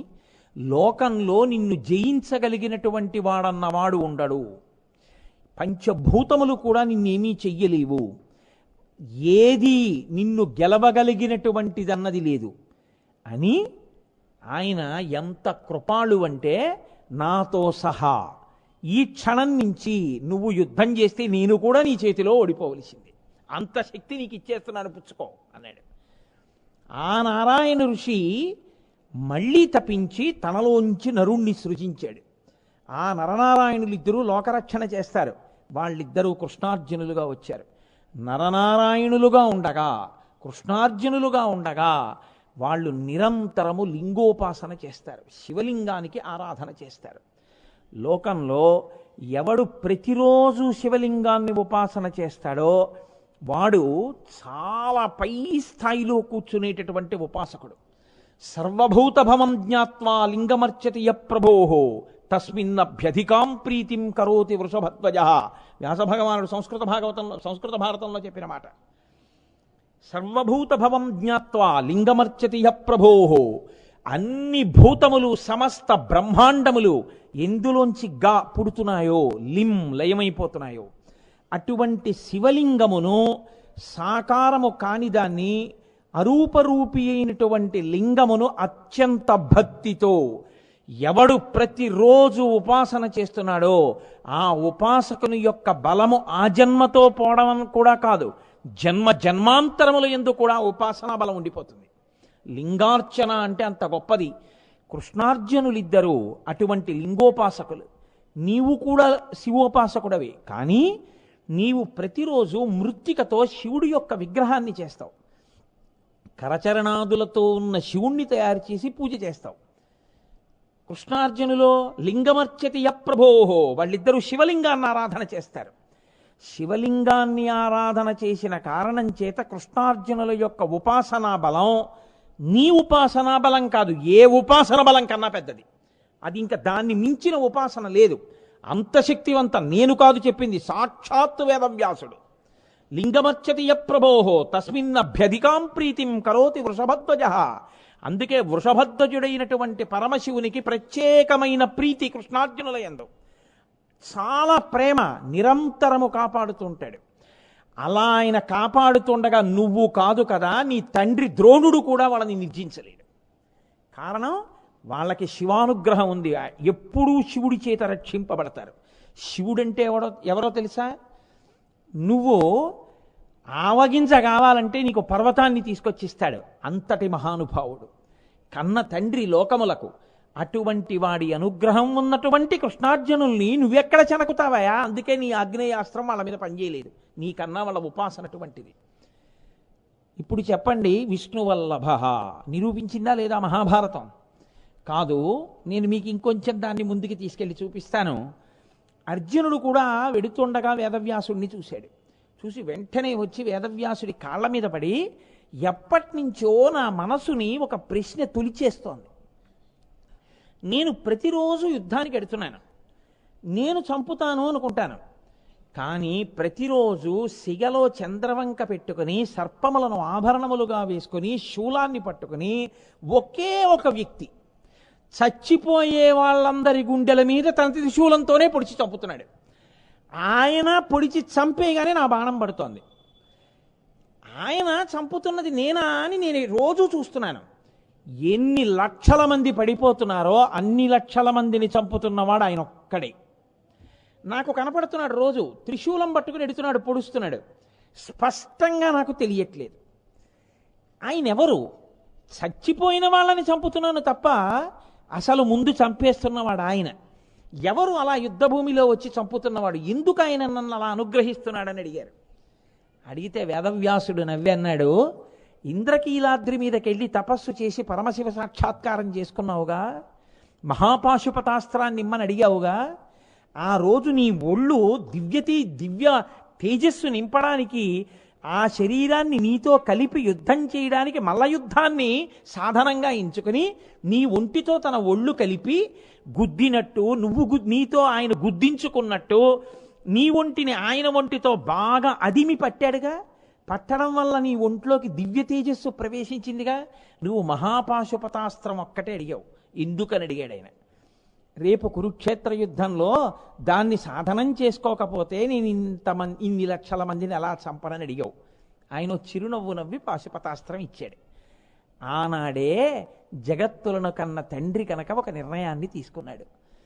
నీ తరపున శంకరుడు యుద్ధం చేస్తున్నాడు కురుక్షేత్రంలో, ఆయన శక్తికి ఎదురేది, అందుకే నీ ముందెవరూ నిలబడరు, అందరినీ ఆయన చంపుతున్నాడు. ఆ త్రిశూలధారి, ఆ శూలపాణి, ఆ నాగాభరణధారుడు ధారి ఎవరో కాదు, సాక్షాత్తు శంకరుడే. ఆయనే యుద్ధభూమిలోకి వచ్చి యుద్ధం చేస్తున్నాడు. నువ్వు ఒక వరం అడిగితే ఆయన ఎంతగా లొంగిపోయినవాడో చూసావా. ఇదయ్యా నీయందు నిన్ను కాపాడాలని నిరంతరం ప్రయత్నం చేసేటటువంటి కృష్ణుని యందు పరమశివుడికి ఉన్నటువంటి అనుగ్రహం అటువంటిది. కాబట్టి నరనారాయణుల యందు ఆయనకి ఎంత ఆప్యాయతో ఎంత అనుగ్రహమో నిరూపించడానికి మహాభారతంలో ఉన్నటువంటి ఈ సంఘటన చాలదా. ఇది నా కల్పితం కాదు, ఇంకొకళ్ళు కల్పించింది కాదు, సాక్షాత్ వేదవ్యాసుడు వ్యాసో నారాయణ స్వయం, ఆయన నారాయణ స్వరూపుడు, ఇతిహాసము, కల్పితగాథ కాదు. రామాయణ రచన యందు వాల్మీకి కూడా ఒక వ్యక్తి అయినట్టే, ఆయన కూడా ఆ కాలమునందు ఉన్నట్టే. మహాభారత రచనా సమయమునకు వ్యాస భగవానుడు కూడా అందులో 10 మాటలు కనపడినవాడు. ఇతిహాసం, ఇది ఇలాగే జరిగినది, పరమసత్యం భారతం రామాయణం. అందుకే మన జాతికి 2 కళ్ళవి. అటువంటి భారతంలో నిరూపించి చూపించాడు వ్యాస భగవానుడు. నిరంతరము శ్రీ మహావిష్ణువు పరమశివుని చేత రక్షింపబడుతూ ఉంటారు. శ్రీ మహావిష్ణువు నిరంతరము పరమశివుణ్ణి ఉపాసన చేస్తూనే ఉంటారు. అంత నిరూపించినటువంటి ఘట్టాలు మహాభారతంలో ప్రత్యక్షంగా ఉన్నాయి. అందుకే ఆయనే గౌరీదేవికి ఉపదేశం చేసినటువంటి శివాష్టోత్తరంలో విష్ణువల్లభ, నిరంతరము నన్ను కాపాడేటటువంటి నా ప్రియమిత్రుడు, నా చెలికాడు, నేను ఎవరిని ఉపాసిస్తానో అటువంటి మహానుభావుడని చెప్పుకున్నాడు. మీకు నేను ఇంకొక ఆశ్చర్యకరమైన సందర్భాన్ని చూపిస్తాను. ఇవాళ ఎలాగో మహాభారతం అన్నాను కదూ, అనుశాసనిక పర్వంలో మహాభారతంలో ఒక అద్భుతమైన ఘట్టం ఉంది. ఆ ఘట్టంలో ధర్మరాజుని కూర్చోబెట్టుకుని కృష్ణుడు, నీకు అసలు శివుడు అంటే ఎవరో తెలుసా అని అడుగుతాడు ఒక రోజున. అడిగితే నాకు తెలియదు అంటాడు. అంటే శివుడు అంటే ఎవరో తెలుసా అని నామములకు అర్థం చెప్తాడు. అప్పుడు శివుడు అన్న పేరు ఇందుకు వచ్చింది, రుద్రుడు అన్న పేరు ఇందుకు వచ్చింది, విశ్వరూపుడు అన్న పేరు ఇందుకు వచ్చింది, త్రిపురారి అన్న పేరు ఇందుకు వచ్చింది, దక్షయాగ ధ్వంసం చేసిన వాడు అన్న పేరు అందుకొచ్చింది, వృషభధ్వజుడు అన్న పేరు అందుకొచ్చింది. అసలు నీకు ఒక మాట చెప్పనా, ఆయన మహాదేవుడు, దేవతలకందరికీ ఆయనే దేవుడు. ఆయనని మించినటువంటి వాడు ప్రపంచంలో ఇంకొకడు లేడు. నిరంతరము ఈ జగత్తులన్నింటినీ కూడా ఆయనే బ్రహ్మరూపంలో సృజిస్తాడు, ఆయనే విష్ణు రూపంలో ఈ లోకములను కాపాడతాడు, ఆయనే రుద్ర రూపంలో ఈ లోకములన్నింటినీ లయం చేసుకుంటాడు. అటువంటి పరాత్పరుడైనటువంటి వాడు శంకరుడు. కాబట్టి ధర్మరాజా, నువ్వు పరమశివుడికి నమస్కరించు అని చెప్తాడు. ఎన్ని సందర్భాలలోనో అసలు కృష్ణార్జునులంటే మీకు ఆ తత్వం మహాభారతంలో అలా ప్రకాశిస్తూనే ఉంటుంది. చిత్రం ఏమిటో తెలుసా అండి, ఆయన అడిగితే ఈయన్ని అడుగుతాడు, ఈయన్ని అడిగితే ఆయన్ని అడుగుతాడు. అడగడానికి ఇంకో మూడోది ఉంటేగా. మహాభారతంలో ఆయనకి పట్టాభిషేకం జరుగుతోంది. ఎవరికి? కుమారస్వామికి. వరుణుడికి ఎక్కడ పట్టాభిషేకం చేశారో అక్కడికి తీసుకెళ్లి కూర్చోబెట్టి పట్టాభిషేకం చేస్తున్నారు.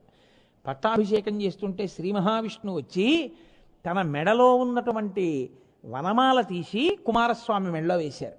వేసి అన్నారు, దీనివల్ల ఈ పిల్లవాడి యొక్క తేజస్సు ద్విగుణీకృతం అవుతుంది, క్షీణించినటువంటి తేజస్సు పొందుతాడు, కాబట్టి నేను ఈ పిల్లవాడి మెడలో వనమాల వేస్తున్నాను అన్నాడు.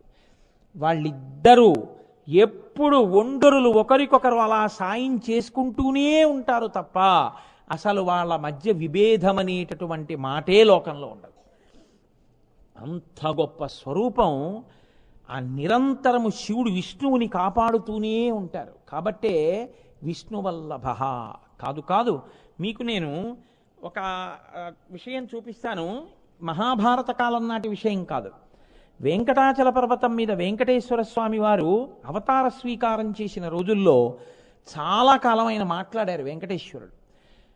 ఒకానొక సందర్భంలో ఆ కూర్ముడనబడేటటువంటి బ్రాహ్మణుడు తన భార్యని, బిడ్డల్ని, భార్య గర్భిణి, ఆయన యొక్క బిడ్డల్ని, నేను కాశీ పట్టణానికి నా తండ్రి అస్థికలు కలపడానికి ఎడుతున్నాను, వీళ్ళంత దూరం నడవలేరు. ఆ రోజుల్లో కాశీపట్టణం అంటే నడిచి వెళ్ళేవారు, వీళ్ళు నాతో రాలేరు, అందుకని నీ దగ్గర జాగ్రత్తగా అట్టెపెట్టు అని తొండమాన్ చక్రవర్తికి ఇచ్చి వెళ్ళాడు.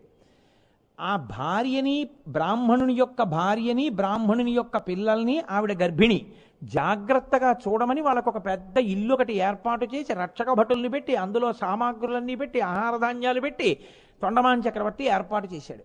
ఈయన కాశీ వెళ్ళిపోయాడు. చాలా నెలలైపోయింది, మళ్ళీ కాశీ నుంచి తిరిగి వచ్చాడు. ఈలోగా మరిచిపోయాడు తొండమాన్ చక్రవర్తి. మరిచిపోవడం వల్ల ఆ ఇంట్లో ఉన్నటువంటి ఆ బ్రాహ్మణుని భార్య బ్రాహ్మణి, ఆమె పిల్లలు, ఆమెకి ప్రసవమైనప్పుడు పుట్టినటువంటి పసిపిల్లవాడితో సహా అందరూ చనిపోయి వాళ్ళ చర్మాలన్నీ నేలకు అంటుకుపోయి అస్థిపంజరాలు అస్థికలు మిగిలిపోయి ఉండిపోయి. బ్రాహ్మణుడు వచ్చి అన్నాడు తొండమాన్ చక్రవర్తిని, ఏరి నా భార్య బిడ్డలు నీకు అప్పచెప్పి వెళ్ళాను కదా, నాకెవరు పుట్టారు అని అడిగాడు. అబ్బో నీకు కొడుకు పుట్టాడయా అని జ్ఞాపకం వచ్చి, అయ్యి బాబోయ్ వాళ్ళు ఏమైపోయారో అప్పుడు భటుల్ని పిలిచి వెళ్ళి చూడండి అన్నాడు. వాళ్ళని ఎక్కడో బయట కాపలా పెట్టాడు. బ్రాహ్మణి మీరు లోపలికి వెళ్ళకండి అన్నాడు. వాళ్ళు లోపలికి వెళ్ళి తలుపు తీసి చూశారు. ఇంకేముంది, అస్థిపంజరాలు ఉన్నాయి. హడిలిపోయి తొండమాన్ చక్రవర్తి ఎక్కడ శాపవాక్కు విడిచిపెడతాడో ఆయనని, నీ భార్య బిడ్డలు వెంకటాచల పర్వతం మీదకి వెళ్ళారు వెంకటేశ్వర స్వామి వారి దర్శనానికి మా ఆవిడితో పాటే, రేపొద్దున్నే దిగిపోతారు, రేపొద్దున్న చూద్దువు కానీ అన్నారు. అని తాను పరిగెత్తుకుంటూ వెంకటేశ్వరుడి దగ్గరికి వెళ్ళారు. అప్పటికి ఇంకా వెంకటేశ్వరుడు మాట్లాడారు. వెళ్ళి నా వల్ల తప్పు జరిగిపోయింది, బ్రాహ్మణి పిల్లలు చచ్చిపోయారు, నువ్వే రక్షించాలని అన్నారు. అంటే వెంకటేశ్వర స్వామి వారికి చాలా కోపం వచ్చి, కలియుగం అంటే ఇలా ఉంటుంది, ఇచ్చిన మాట మరిచిపోయి రక్షిస్తానన్న వాళ్ళు ఇంత ఉదాసీనంగా ప్రవర్తిస్తారు. నువ్వు ఆ బ్రాహ్మణి యొక్క అస్థికల్ని పిల్లల అస్థికల్ని పట్టుకుని గోగర్భం, ఇవాల్టి రోజున మనం పాపనాశనానికి వెళ్ళేటప్పుడు కుడి చేతి పక్కకి వెడితే అక్కడ ఉంటుంది గోగర్భం. ఆ గోగర్భం దగ్గరికి తీసుకొచ్చి ఒక రాతి మీద అస్థికలు పెట్టమన్నారు. వెంటనే తొండమాన్ చక్రవర్తి కొడుకును పంపించాడు. ఆయన పట్టుకొచ్చాడు ఆ అస్థికలు. వెంకటేశ్వర స్వామి వారు గోగర్భంలో పాండవ తీర్థంలో కంఠం లోతు నీళ్లలో నిలబడి ఆ నీళ్లని తీసి అభిమంత్రించి అస్థికల మీద చల్లారు. చల్లితే వాళ్ళు బతికారు. మళ్ళీ వాళ్ళు ఎలాంటి శరీరాలతో పడిపోయారో అవే శరీరాలు పొందేశారు. పొందేసిన తర్వాత ఆశ్చర్యం ఏమిటో తెలుసా అండి, ఆవిడ బ్రాహ్మణుడికి చెప్పింది.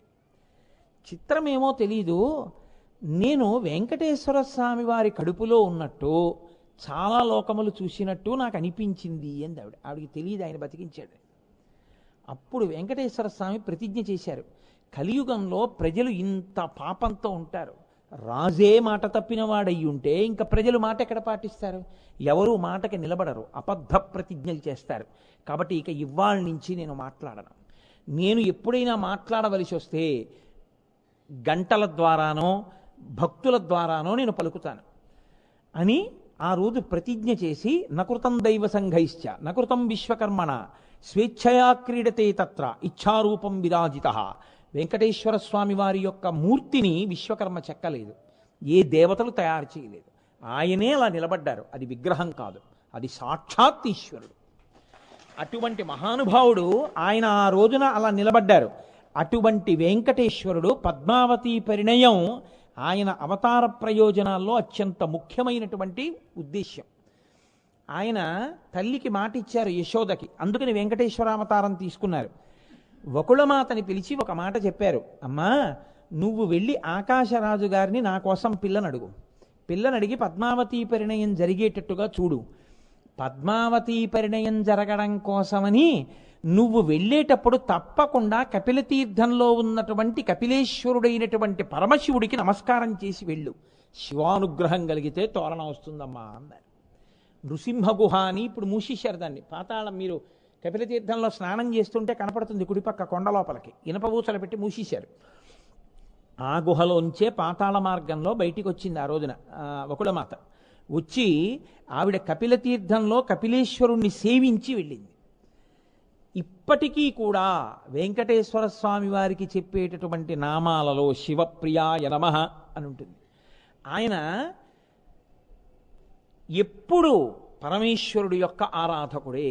అక్కడ ఆకాశరాజు గారు పద్మావతీదేవి బెంగ పెట్టుకుని ఉంటే ఆయన చేసిన పని ఏమిటో తెలుసా, అగస్త్య మహర్షి వచ్చారు, నా పిల్ల బెంగ పెట్టుకుంది, ఏమిటో చెప్పదు, ఎవరికో మనసిచ్చానంటోంది, ఏమిటి ప్రారంధం అంట అంటే ఆయన అన్నాడు, సమస్త శుభములు జరగడానికి అందరి మనసులు చల్లపడడానికి ఏం చేస్తావో తెలుసా, సహస్రఘటాభిషేకం శివలింగానికి చెయ్యి.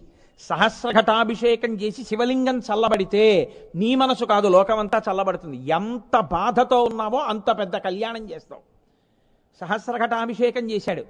చెయ్యడం ఏమిటి, వకుళమాత వచ్చింది, వెంకటేశ్వర స్వామి వారు సోది చెప్పేవాడు రూపంలో వచ్చారు. పద్మావతి శ్రీనివాసుల యొక్క కళ్యాణం అంగరంగ వైభవంగా జరిగిపోలా. ఇప్పటికీ పద్మావతి శ్రీనివాసుల యొక్క పరిణయానికి కారకుడు మహానుభావుడు పరమేశ్వరుడే. ఆనాటి నుంచి ఈనాటి వరకు ఎప్పుడైనా ఎక్కడైనా ఆయన విష్ణువల్లభ. అందుకే వాళ్ళిద్దరి మధ్యకి వెళ్ళడం, వాళ్ళిద్దరికీ భేదం చెప్పడం, వాళ్ళిద్దరి మధ్యలోకి వెళ్ళి వీళ్ళకన్నా వాళ్ళు గొప్ప, వాళ్ళకన్నా వీళ్ళు గొప్పని తీర్పులు చెప్పే ప్రయత్నం చేయడం ఎన్నడూ చెయ్యకూడదు. శివుణ్ణి నిందించి శివుణ్ణి ఆరాధించినటువంటి వాడిని విష్ణువు ఆదరిస్తాడని మీరు ఎలా అనుకుంటున్నారు? తెల్లవారి లేస్తే మనకి పురుషార్థ సమన్వయమైనటువంటి మహాభారతం, రామాయణాది కావ్యములు, శివకేశవులు ఎంత కలిసి ఉంటారో మనకి చూపిస్తున్నాయి. రావణ సంహారం చేసిన తర్వాత రామేశ్వరంలో శివలింగ ప్రతిష్ఠ మహానుభావుడైనటువంటి రామచంద్రమూర్తి చెయ్యలా? విష్ణువల్లభ, నిరంతరము శ్రీ మహావిష్ణువుని ఆయన కాపాడుతూనే ఉంటారు. కాదు కాదు, అసలు తాత్పర్యమెరిగినటువంటి ఋషి సదృశులైనటువంటి వారు, ఋషులైనటువంటి వారు ఎన్నడూ ఉపమానం చూపించవలసి వస్తే శివకేశవులకు అభేదం లేని ఉపమానాలే చూపించారు. నేను మీకు ఒక్క సందర్భం చూపిస్తాను. బాలకాండలో విశ్వామిత్ర మహర్షి వచ్చారు రామలక్ష్మణుల్ని తీసుకెళ్ళడానికి. సరే, ముందు పంపనన్నాడు. ఊనషోడశ వర్షో మే రామో రాజీవలోచన నయుద్ధయోగ్యతామస్య పశ్యామి సహరాక్షసై. పిల్లాడయా, ఇతనేం యుద్ధం చేస్తాడన్నాడు. ఆఖరికి రామలక్ష్మణుల్ని ఇచ్చి పంపించాడు దశరథ మహారాజు గారు. ఈ పిల్లలిద్దరినీ పట్టుకుని వెడుతున్నటువంటి విశ్వామిత్రుణ్ణి వర్ణన చెయ్యవలసి వస్తే ఉపమానం ఏమని వేశారో తెలుసా అండి వాల్మీకి మహర్షి? పరమశివుడి వెనకాతల వెడుతున్నటువంటి విశాఖుడు సుబ్రహ్మణ్యుడితో వెడుతున్నప్పుడు ఎలా ఉంటుందో, లేదా ఆ విశాఖుడు నైగమేషుడు వాళ్ళిద్దరు పిల్లలిద్దరినీ వెంట పట్టుకుని వెడుతున్నటువంటి పరమేశ్వరుడు జటలు ఇలా వేలాడుతూ చేతిలో తపస్వి అయి కమండలం దండం పట్టుకుని మహానుభావుడు పరమశివుడు గంగా తీరంలో నడుస్తుంటే వెనక ఆయన బిడ్డలిద్దరూ నడుస్తుంటే ఎంత అద్భుతంగా ఉంటుందో, రామలక్ష్మణులు ఇద్దరూ విశ్వామిత్రుడి వెనకాతలు వెడుతుంటే చూడ్డానికి అలా ఉంది అని రాశారు. ఏమి భేదం పాటించారు వాల్మీకి మహర్షి? శ్రీరామాయణ రచన చేస్తూ గంగావతరణం చెప్పలేదా? షణ్ముఖోత్పత్తి చెప్పలేదా? వాటికి ఫలశ్రుతి చెప్పలేదా? శివకేశవులంటే ఎప్పుడూ ఆయన ఈయన్ని రక్షిస్తూనే ఉంటాడు కాబట్టే విష్ణువల్లభ. కాదు కాదు, మీకు ఒక మాట చెప్తాను. భాగవత రచన చేస్తూ పోతన గారు ఆంధ్రీకరిస్తూ పూతనా సంహార ఘట్టంలో ఓ మాట అంటారు. విషధరరిపు గమనినికి ని విషగళ సకునికి విమల విషసయనునికి విషభవ భవ జనకునికి ని విషకుచతను విషము కొనుట విషమే తలపన్. పూతన యొక్క స్తన్యంలో విషం పెట్టుకుని వస్తే 2 గుక్కల్లో తాగేశారు కృష్ణ పరమాత్మ. తాగేసి ఆ 2 గుక్కల పాలతో పాటుగా పూతన శరీరంలో ఉండేటటువంటి జవసత్వాల్ని కూడా తాగేశారు. ఆ పూతన శరీరం కింద పడిపోయింది. పడిపోతే పెద్ద పర్వతం అంతా పడిపోయింది. పడిపోయినటువంటి శరీరం మీద చిన్ని కృష్ణుడు, పసిపిల్లాళ్ళ ఉన్న కృష్ణుడు ఆడుకుంటున్నాడు. ఆ 2 స్తనములు 2 పర్వతాల్లా ఉన్నాయి, వాటి మధ్యలో ఆడుకుంటున్నాడు ఆయన. యశోదాదులు పరుగు పరుగున వెళ్ళి వెతుక్కున్నారు పిల్లాన్ని. వెతుక్కుని ఆ పిల్లాన్ని చూసి అమ్మో ఎంత భయపడిపోయాడో అనుకున్నారు. ఎత్తుకున్నారు, ఇలా గుండెల మీద పెట్టేసుకున్నారు, బెంగ పెట్టేసుకుని నేలం కూలిన మేటి పెన్నురముపై నిర్భీతి క్రీడించు నోబాలారమ్మని మూపు చేర్చుకొని సంస్పర్శించి యారార్తుతున్ గోలాంగూలము తిప్పి గోరజములను చల్లించి గోమూత్రమున్ చల్లి తద్బాలాంగంబుల గోమయంబలదిరా 12 నామంబులన్ అంటారు పోతన గారు. ఆవు దగ్గరికి తీసుకెళ్లి ఆవు తోక పిల్లాడి చుట్టూ తిప్పి కేశవుడు కేశవులను రక్షించుగాక, గోవిందుడు హృదయమును రక్షించుగాక, హృషికేశుడు మోకాలను రక్షించుగాక అంటూ 12 నామాలతో అవయవాలకు రక్ష పెట్టారు. ఎవరికి? ఆయన నామాలతో ఆయనకే. తెలియక యశోదాదులు ఇలా ప్రవర్తిస్తుంటే పోతన గారు అన్నారు, వీళ్ళకంటే తెలియదు, ఆయనకి ఆ విషం తాగడం పెద్ద లెక్కేమిటో అన్నారు. అని ఆయన ఎంత చమత్కారమైన పద్యం వేశారో తెలుసా అండి? విషధరరిపు గమనునికి ని విషగళ సకునికి విమల విషసయనునికి విషభవ భవ జనకునికి విషకుచను విషము కొనుట విషమే తలపన్. విషధరరిపు గమనునికి విషము ధరించినటువంటి దానికి శత్రువైన వాడి మీదెక్కి తిరిగేవాడు, పాములకు శత్రువైన గరుత్మంతుడి మీదెక్కి తిరిగేవాడు. విషధరరిపు గమనునికి విషగళ సకునికి హాలాహలాన్ని తీసుకొచ్చి కంఠంలో పెట్టుకున్నటువంటి పరమశివునికి మిత్రుడైన వాడు అనేశారు పోతన గారు.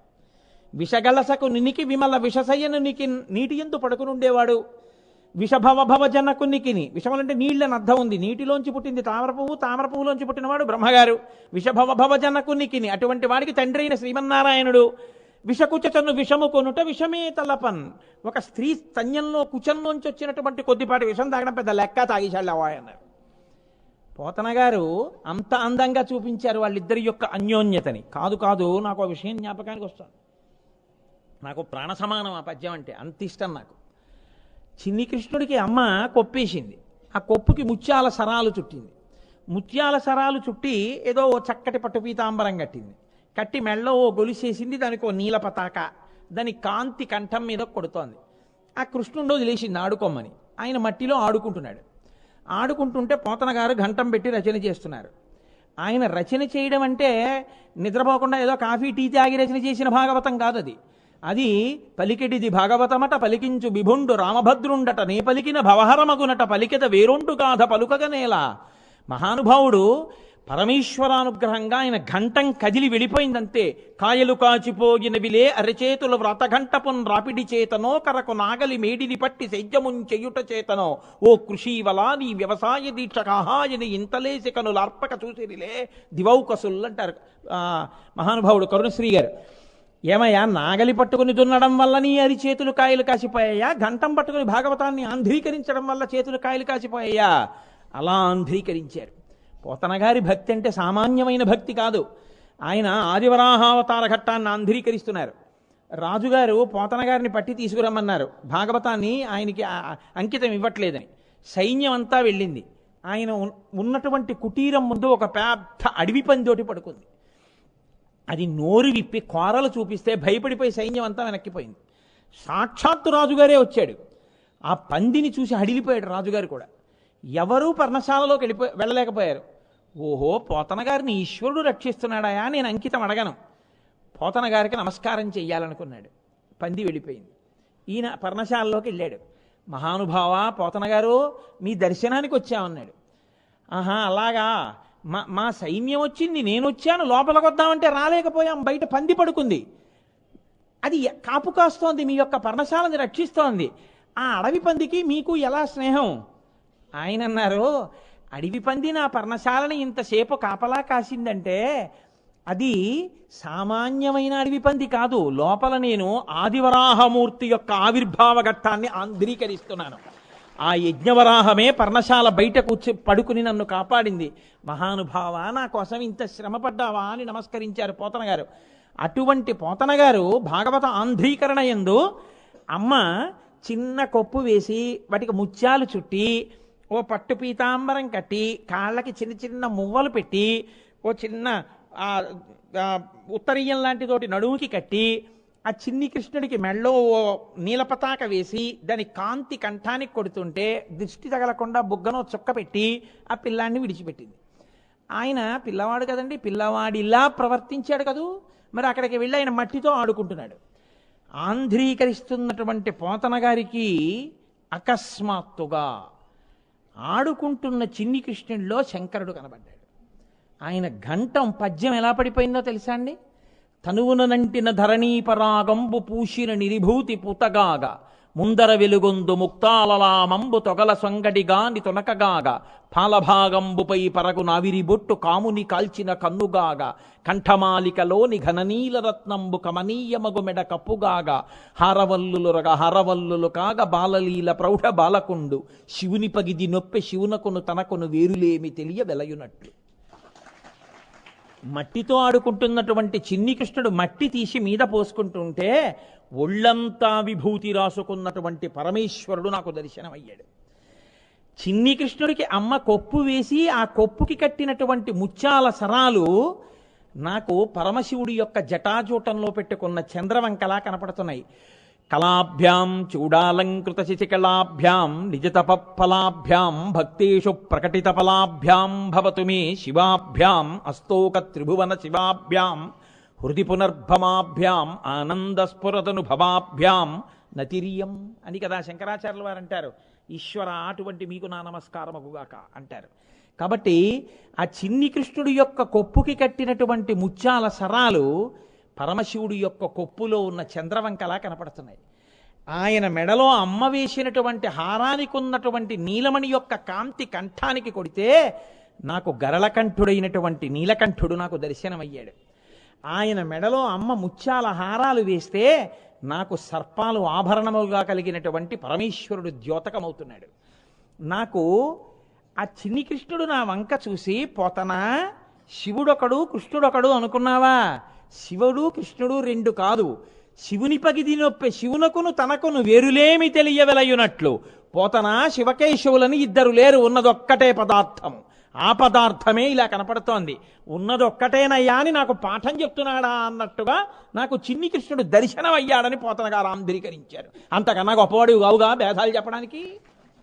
కాబట్టి ఉన్నది ఒక్కటే పదార్థం. మహానుభావుడు రుక్మిణీ కళ్యాణాన్ని ఇప్పటికీ లోకంలో రామాయణంలో జయచ్యతి బలోరామో లక్ష్మణశ్చ మహాబల రాజా జయితి సుగ్రీవో రాఘవేణాభిపాలిత, ఆ మంత్రానికి ఆంధ్రానువాదం ఎక్కడైనా చెప్తే జయచ్యతి బలోరామో చదివితే ఎంత శక్తి వస్తుందో అంత శక్తి ఆవిర్భవిస్తుందని చెప్పగలిగినటువంటి ఆంధ్రానువాదం లేదు. కానీ రుక్మిణీ కళ్యాణం పద్యాలు సంస్కృత భాగవతంలో వ్యాసుడు చేసినవి చదువుకుంటే ఎంత ఫలితమో తెలుగులో పోతన గారు చేసినవి చదువుకున్నా అంతే ఫలితం. తెలుగు భాషకే గౌరవాన్ని తెచ్చి ఈశ్వర శక్తిని భాషలో పెట్టినటువంటి మహానుభావుడు పోతన గారు. పోతన గారిని తలుచుకోకపోవడం మన జాతి కృతజ్ఞతకే పరాకాష్ట. అటువంటి మహానుభావుడు పోతన గారంటే సహజ పాండిత్యం, గొప్ప ఋషి.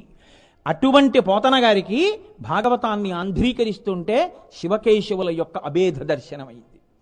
అందుకే మహానుభావుడు విష్ణువల్లభ పోతన గారు భాగవతాంధ్రీకరణ చేస్తూ ఎన్ని చోట్ల ఇద్దరికి అభేదం చెప్తారు. తృణావర్త సంహార ఘట్టంలో కూడా ఒక్కసారి గట్టిగా మెడ పట్టుకున్నాడు చిన్ని కృష్ణుడు ఆ తృణావర్తుడిది. ఆ తృణావర్తుడు పైనుంచి కింద పడిపోతున్నాడు. పడిపోతుంటే పోతన గారు ఆంధ్రీకరించిన పద్యం ఏమిటో తెలుసా అండి? హరికరతల పీడనమున్న పర్వశుడై రాలమీద భగ్నాంగకుడై సురవైరి భటుడు కూలెను పురభంజను గోలకూలు పురమంబోలెన్. గట్టిగా చిన్ని కృష్ణుడు కంఠాన్ని పట్టుకున్నప్పుడు పడిపోయినటువంటి తృణావర్తుడు పరమేశ్వరుడు నిలబడి బాణప్రయోగం చేసినప్పుడు పడిపోయినటువంటి త్రిపురములు ఎలా ఉంటాయో అలా ఉన్నాడు. కాబట్టి నిరంతరము శివుడు విష్ణువుని రక్షిస్తూ ఉంటారు. నిరంతరము శివుడు ఆ విష్ణువునే ఎప్పుడైనా పరమమిత్రుడిగా స్వీకరించి ఈయనకి కావలసింది ఆయన్ని అడుగుతూ ఉంటారు. అందుకు కదూ నేత్రార్పణేశ్వర దేవాలయము అని ద్రవిడ దేశంలో ఉంది. ఒక కన్నునే తీసి పూజ చేశాడు శివలింగానికి మహానుభావుడు శ్రీ మహావిష్ణువు అంటే. అంతటి పరమభక్తుడు. అందుకే ఎక్కడ శివభక్తి ఉందో అక్కడ విష్ణువు యొక్క అనుగ్రహం కూడా ప్రసరించేస్తుంది. మహాభారతం అంతా ఆయన చెప్పింది అదే కదండి. శివుణ్ణి ఆరాధన చేయి, శివుణ్ణి ఆరాధన చేయి, శివుణ్ణి ఆరాధన చేయి. మహానుభావుడయ్యా శివుడంటే ఎన్ని సందర్భాల్లో ఎన్ని చోట్ల బోధ చేశారో, ఎన్ని చోట్ల వేదవ్యాస మహర్షి బోధ చేశారో. శివుడంటే అటువంటి మహానుభావుడై నిరంతరము విష్ణువుని రక్ష చేస్తుంటారు. కాబట్టి వాళ్ళు ఇద్దరి మధ్య ఉన్న అనుబంధాన్ని విష్ణువల్లభ, విష్ణువుకి ఉపాస్య దేవత అయి శివుడు ఉంటాడు. నిరంతరము శివుడు విష్ణువుని రక్షిస్తాడు. శివకేశవులిద్దరూ పరమమిత్రులై ఉంటారు తప్ప వాళ్ళ మధ్య ఎన్నడూ భేదం ఉండదు. వాళ్ళిద్దరూ అంత గొప్ప స్వరూపము అని మనకి చెప్పడానికే ఈ శివాష్టోత్తర శతనామ స్తోత్రంలో విష్ణువల్లభ అనేటటువంటి అద్భుతమైన నామాన్ని మహానుభావులు మనకి అనుగ్రహం చేసి ఉన్నారు. చాలు, ఒక్క నామం మాత్రమే నడిచింది ఇవాళ, కానీ ఏమి బెంగలేదు. ఏకశబ్ద సమ్యజ్ఞాత సృష్టప్రయుక్త స్వర్గే లోకే కామదుగ్భవతి. మనసార సంతోషించి చెప్పుకున్న ఒక్క నామమైనా ఈశ్వర కృపకి హేతు అవుతుంది. కాబట్టి రేపటి రోజున చాలా గొప్ప నామం, అటువంటి నామం విష్ణువల్లభ. తర్వాత వచ్చే నామం సిపి విష్ణు అయిపోయింది. కాబట్టి అంబికానాథ. అంబికానాథ అంటే పార్వతీ పరమేశ్వరుడు. సా అంబా శివుడు, సాంబ శివుడు. రేపటి రోజున జగత పితరవ్వందే పార్వతీ పరమేశ్వరౌ. ఆ పార్వతీ పరమేశ్వర తత్వం గురించి ఆ పరమశివుడు పలికించినది పలికి మనందరం చక్కగా తరించే ప్రయత్నం చేద్దాం. అసలు ఆశ్చర్యం అదే కదండి. ఇంకో చోట కాదు. కార్తీక మాసంలో విష్ణువాలయంలో కూర్చుని శివాష్టోత్తరం చెప్పడం, శివాలయ పునర్నిర్మాణానికి విష్ణువాలయంలో హుండీ పెట్టి డబ్బుల్ని వసూలు చేసుకునే శక్తి విష్ణు భగవానుడు ఇవ్వడం, శివాష్టోత్తరం చెప్తూ లక్ష్మీనారాయణ కళ్యాణాన్ని తులసీ బృందావన ప్రవేశాన్ని చేసుకుని మురిచిపోవడం. ఎంత శివానుగ్రహం లేకపోతే ఇవన్నీ మనకి సంభవించాయి. ఇదే శివానుగ్రహం అంటే. కాబట్టి మనని నిరంతరము పరమేశ్వరుడు మన ఊపిరి ఉన్నంత కాలం అలాగే అనుగ్రహించి కాపాడుగాక అని ఆ పరమేశ్వరుడు యొక్క పాదములు పట్టి ప్రార్థన చేస్తూ మంగళాసా